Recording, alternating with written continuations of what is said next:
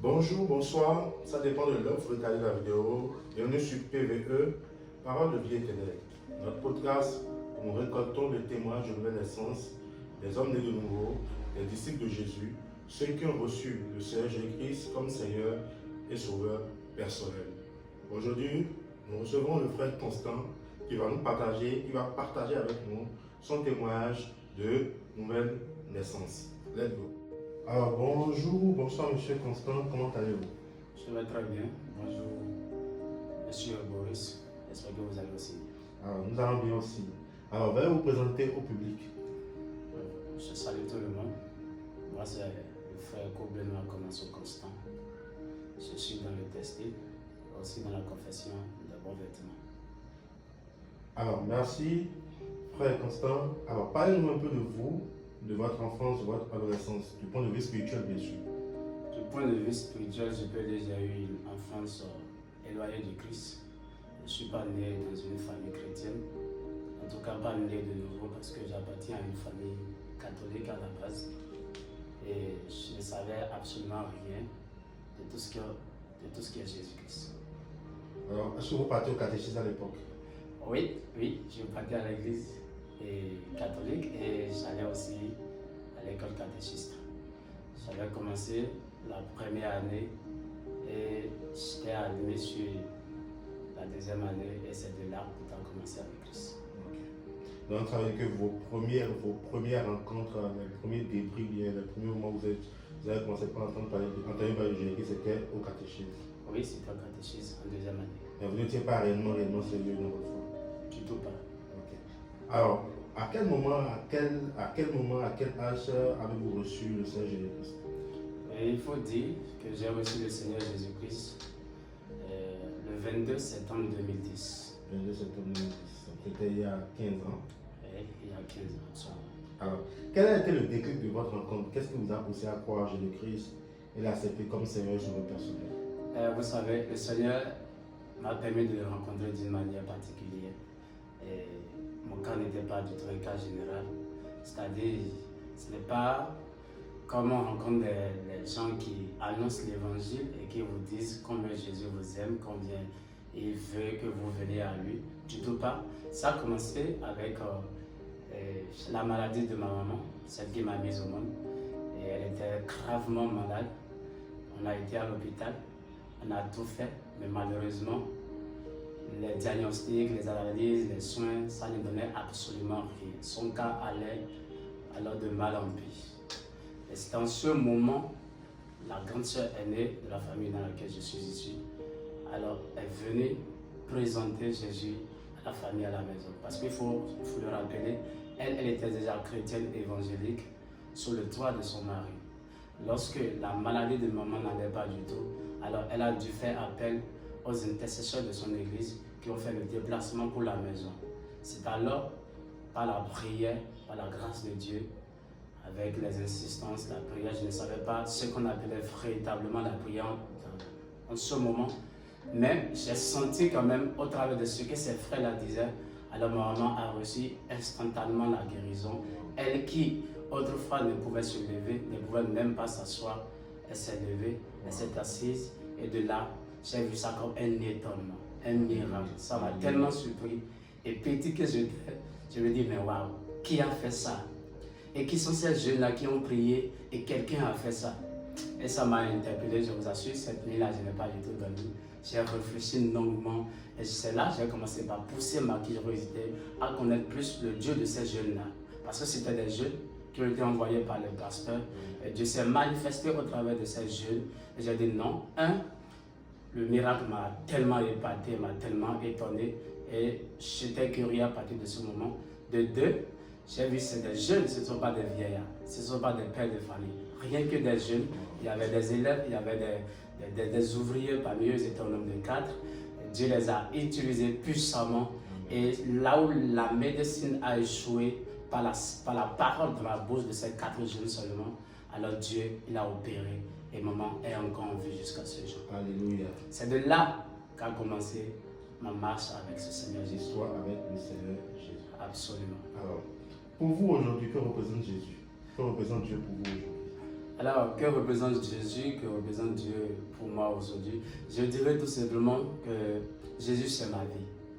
Jésus, c'est le bonheur. Jésus, c'est le sel qu'il faut à ma vie pour que ma vie ait un ton, ma vie ait une saveur. Et sans Jésus, je crois que je n'ai pas d'existence. Parce que on peut tout beau posséder, on peut avoir tout à sa possession, mais tant qu'on n'a pas Jésus, je vous dis, il y a toujours quelque chose qui manque. Amen. Alors, quel conseil avez-vous à donner à quelqu'un qui nous écoute actuellement, mais qui ne croit pas encore en Jésus-Christ ou qui ne lui a pas encore donné sa vie? Pour celui qui continue encore de se demander est-ce qu'il faut se donner à Jésus, est-ce qu'il faut s'adonner, je lui dis oui, c'est le bon choix qu'il y a à faire. Parce que Jésus, c'est le maître amour. En fait, Jésus n'a pas de nom. Jésus, il est simplement amour.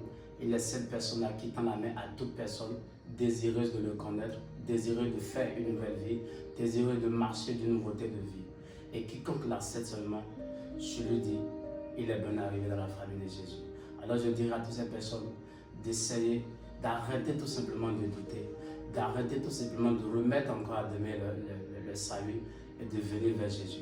Il ne vous demande pas de l'or, il ne vous demande pas de l'argent, il ne vous demande pas des animaux à sacrifier. Tout ce qu'il vous demande, votre cœur, votre approche vers lui. Vous tendez la main, il tend la main. Mais sachez simplement, avant que vous ne tendiez la main, il est le premier à vous tendre la main. Parce qu'il dit j'appelle alors que personne ne répond. Il vous appelle, faites le pas et vous n'allez pas regretter. Amen. Alléluia. Alors, marcher selon la parole de Dieu, est-ce que c'est facile chez nous? Sincèrement, marcher selon la parole de Dieu, humainement parlant, ce n'est pas du tout facile. Parce que nous sommes dans un monde où non seulement la science a évolué, il y a la dépravation des mœurs, il y a un tas de choses qui se passent autour de nous, dans notre environnement. On voit des gens qui font tellement de choses occultes et bizarrement, ça semble leur réussir, on est tenté. Et quand tu vois toutes ces choses, tu te dis, mais depuis que je marche avec Jésus, mais qu'est-ce qui change dans ma vie? Est-ce que on est plus ou moins tenté à aller sur ce bord-là? Mais je vous dis, c'est une erreur de penser même à cela, parce que avec Jésus, nous pouvons tout posséder, nous possédons tout en lui, juste que nous ne le demandons pas quand il le faut. Alors marcher avec Jésus, marcher dans la parole de Jésus, je vous dis tout simplement, ce n'est pas du tout facile, mais avec le Saint-Esprit, c'est facile. Car Paul pouvait dire, je puis tout par celui qui me fortifie. Lorsqu'il est avec vous, lorsque vous lui donnez totalement votre vie et que vous le confessez réellement de tout votre cœur, vous ne jouez pas du tout à l'hypocrisie avec lui. Je vous dis, ce n'est pas facile, mais c'est possible et il peut vous conduire à bon mort. Alléluia. Amen. Alors, que pouvez-vous dire à quelqu'un qui vit des moments difficiles dans sa foi ou bien à cause de sa foi? Pour quelqu'un qui vit des moments difficiles à cause de sa foi, parce qu'il a confessé le Seigneur Jésus, je lui dis de tenir encore bon, de ne pas du tout lâcher, parce que seul ce qui est bon est combattu. Seul ce qui est bon a des ennemis. Vous ne verrez jamais les gens lancer de la pierre à une mangue qui n'est pas du tout mûre. Lorsque la mangue est mûre, elle reçoit des pierres. Alors lorsque vous êtes avec Jésus, c'est alors que vous allez constater qu'il y a des difficultés, il y a des situations qui autrefois peut-être lorsque vous étiez païen, semblaient ne pas vous arriver. Mais lorsque vous avez confessé Jésus, vous remarquez que ces choses ont commencé par vous déambuler, vont commencer par vous déranger. Rassurez-vous, c'est parce que vous êtes sur la bonne voie. Et tenez bon, accrochez-vous. Jésus a un mot pour vous, il y a une écriture pour vous, il y a une prophétie pour vous. Et lorsque vous tenez bon sur le chemin, vous verrez. Et vous conduira toujours, je le répète, à bon port. Amen. Amen. Alors, quel est votre verset préféré de la Bible? Mon verset préféré de la Bible, c'est le verset que j'ai entendu pour la première fois lorsque j'ai reçu le Seigneur Jésus. Lorsque j'ai reçu le Seigneur Jésus-Christ, j'ai entendu ce verset, Luc 10, verset 12-9. La Bible dit, je vous ai donné le pouvoir de marcher sur les serpents, sur les scorpions et sur toute la puissance de l'ennemi. Et rassurez-vous, rien ne pourra vous nuire. Waouh, quelle parole! Quelle parole pleine de puissance. Et chaque fois que je me rappelle de ce verset, je dis, Jésus, il est bon et avec lui, je suis en sécurité. Amen. Amen. Alors, j'ai deux versets qui me viennent en tête. Il y a Jean 3,16 et il y a Galates 4, verset 1 à 4 qui dit, Aussi longtemps que l'héritier est enfant, je dis qu'il ne diffère en rien d'un esclave, quoiqu'il soit maître de tout. Mais il est sous les tuteurs et les administrateurs jusqu'au temps marqué par le Père. Comment comprenez-vous ce passage? C'est simple. Vous savez, les choses spirituelles, il faut grandir dans les choses spirituelles. Il y a des choses, lorsque vous ne mesurez pas leur portée, vous ne mesurez pas leur valeur, si le Seigneur vous les confie, si le Seigneur vous les donne, vous allez en faire tellement de mauvais usages. Et ce qui est censé vous faire du bien, cela peut vous nuire, cela peut être encore une pierre d'achoppement pour vous. Alors, je dirais au travers de ce verset que le Seigneur nous invite simplement à grandir, à ne pas rester dans le statu quo en lui, dans la foi. Lorsque vous venez au point A, il est important que vous alliez au point B, parce que le miracle que vous avez obtenu au point A, rassurez-vous, c'est bon, mais ce n'est pas encore le meilleur. Le Seigneur a encore de grandes choses à faire avec vous. Et désirez, restez assoiffés, restez affamés, continuez à grandir. Vous verrez que tout ce qui est spirituel, vous le possédez comme héritage. C'est la parole de Dieu et c'est les fils qui en bénéficient. Amen. Amen, amen, amen. Jean 3, verset 16. Car Dieu a tant aimé le monde, il a envoyé son Fils Jésus, unique Jésus, afin que quiconque croit en lui ne périsse pas, mais ait la vie éternelle. Alors, que pensez-vous de ce verset? Au travers de ce verset, nous voyons combien de fois Dieu nous aime, combien de fois Dieu il est à nous, combien de fois, malgré que nous étions errants, malgré que nous ne le cherchions même pas, et nous baignons dans notre sale besogne, il est venu à nous. Alors, au travers de ce verset, et je dirais simplement que Dieu nous manifeste d'abord son amour. Jésus aussi, malgré sa position de confort, sa position de bonheur, où il ne manquait absolument de rien, il voyait de loin la souffrance qu'il devait souffrir, mais il a accepté de venir dans ce monde pour se donner un sacrifice pour nous, afin qu'en retour, quiconque croit en lui ne périsse point, mais qu'il ait la vie éternelle. En un mot, c'est un verset qui manifeste l'amour de Dieu. Il est important que nous croyions en cet amour. Il est important que nous venions en cet amour. Il est important que nous acceptions cet amour pour être à lui. Et lorsque nous venons, il nous accueille à bras ouverts. Alléluia, alléluia, amen. Alors, quel est votre mot de fin? En conclusion, je dirais tout simplement que Jésus est Seigneur dans ma vie. J'aimerais aussi que Jésus soit ton Seigneur où que tu te trouves. Fais le bon choix, viens à Jésus et tu ne regretteras jamais. Alléluia. Merci, chers téléspectateurs, merci de nous suivre.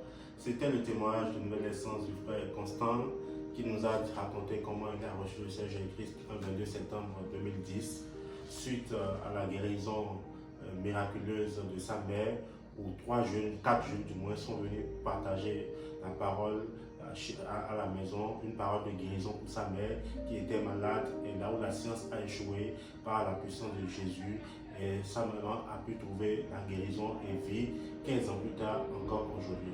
C'est un témoignage poignant qui montre encore que Jésus-Christ existe, il guérit toujours, et comme Hébreux 13, verset 8 l'a dit, Jésus-Christ est le même hier, aujourd'hui, éternellement.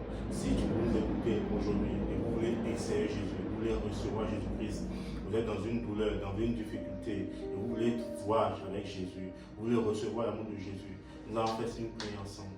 Vous répétez après moi, mais faites-le avec un cœur sincère, un cœur qui cherche Dieu. Merci Seigneur pour ma vie. Aie pitié de moi Seigneur, et lave-moi par ton sang. Je crois que tu es le Fils de Dieu, que tu es mort pour mes péchés. Seigneur Jésus-Christ, lave-moi par ton sang. Écris mon nom dans le livre de vie, afin qu'à ma mort, je puisse te voir avec joie. Au nom de Jésus-Christ de Nazareth. Amen. Si vous avez fait cette prière avec un cœur sincère, vous êtes né de nouveau. Et comme le frère l'a dit, quand on est né de nouveau, on cherche à grandir. Parce que le royaume des cieux, les choses du royaume des cieux appartiennent aux fils, à ceux qui grandissent. Donc, faites l'effort de vous joindre à une communauté, de chercher d'autres frères en Christ dans votre région, de chercher une bonne église pour pouvoir grandir dans le Seigneur. Merci de nous avoir suivis, merci de vous abonner, de partager, de liker, d'appuyer la cloche de notification pour être informé des autres vidéos. C'était PVE. Peace.